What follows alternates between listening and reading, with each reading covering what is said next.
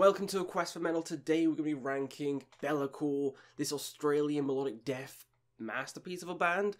I love them, probably one of my favourite melodic death metal bands of all time. Them and Insomnium, really close, which I prefer, but I think Bellacore actually just takes it by an inch.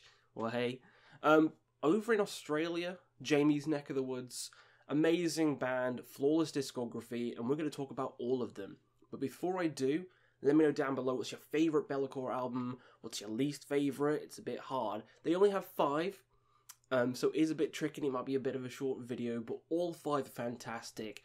So, let's get started. So coming in last for me, some people's first, but for me it's last, it's the Frail Tide, the debut by this band, which is, you know, it's a fantastic album. What could I say? Against any other band, against any other album, it might be top, but because it's against itself, it's kind of hard to be top for that. The sound on this album, it's not quite there yet. Not quite up to par as the following release, Stone's Reach, or anything that comes after it. I think that is just the sound production on it. It does feel a bit, I don't know, watered down is the word. Stripped back. A lot of people like that kind of sound, but I like the more refined sound of the later releases.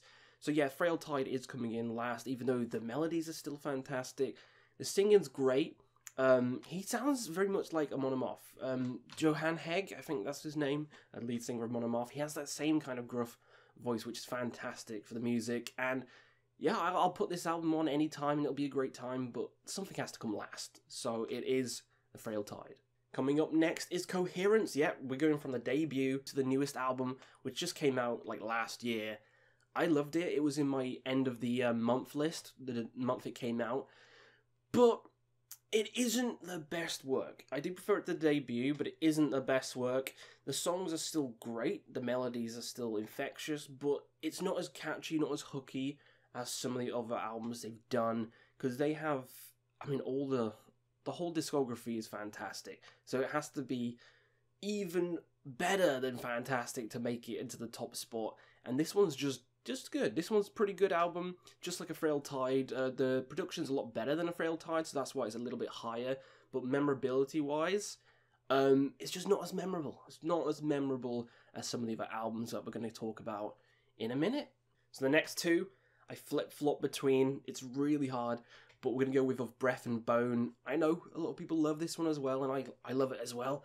Starting off, the first song on here is just a masterpiece. It is a masterpiece.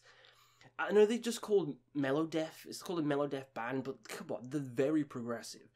Like, mostly the songs are like 10 minutes long. All the different changes, the instrumentations, the different parts within just the one song, like the intro song. It's mind-blowing.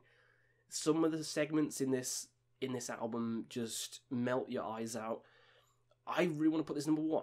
Again, if this was against any other band, it'd be number 1, but it's not. It's against itself, and something has to come third, and it is Of Breath and Bone, but that art, amazing. That kind of Red Riding Hood with the wolf, the dog looking thing, so good. Art fantastic, music held within, amazing, really heavy as well. This is probably one of the heaviest albums. It's like a 9 out of 10, and it's only number 3, so it only gets better from here. So number 2 is Vessels. That's right, Vessels is number 2. Some people don't like this one as much. Some people would probably swap these two, put A Breath of Bone a bit higher. Even though I love that, Vessels just has something that the others don't. It has more like an ethereal quality to it, more atmospheric tone. Some of the songs on here just make you drift off into space. I'm going to say it spacey. It has kind of a spacey vibe. Withering Strands, so good. Most of these songs, An Ember's Arc, fantastic. But my all-time favourite Bellacore song is on this album, which is The Smoke of Many Fires. That melody in The Smoke of Many Fires is one of the most infectious melodies in all of metal. It's so good. Every time that comes on, Headbang Central, Headbang City. Love this song, love this album. Don't get the hate for it, so it's coming here at number 2. So that means number 1 is, of course, Stone's Reach. It's the first album I got by the band. It's what got me into the band. It's the classic, I know. It's the more cliche choice. A lot of people love this one, say it's one of the best, and it is. You know, I know Questy likes to do his hot takes, but on this one, it's a pretty mild take, because everyone loves this album, because it's that fucking good. Holy shit, from the art, you know it's going to be fantastic. From the first song, you know it's just going to blow your balls out the entire way through, and it does. I mean, the song Countless Skies, which is like 10 minutes, so good, a band named themselves after the song. And it's a pretty good band. But yeah, Stone's Reach, it has to be Stone's Reach. It got me into the band, it's the best. It's most people's number one for a reason, because it's that good.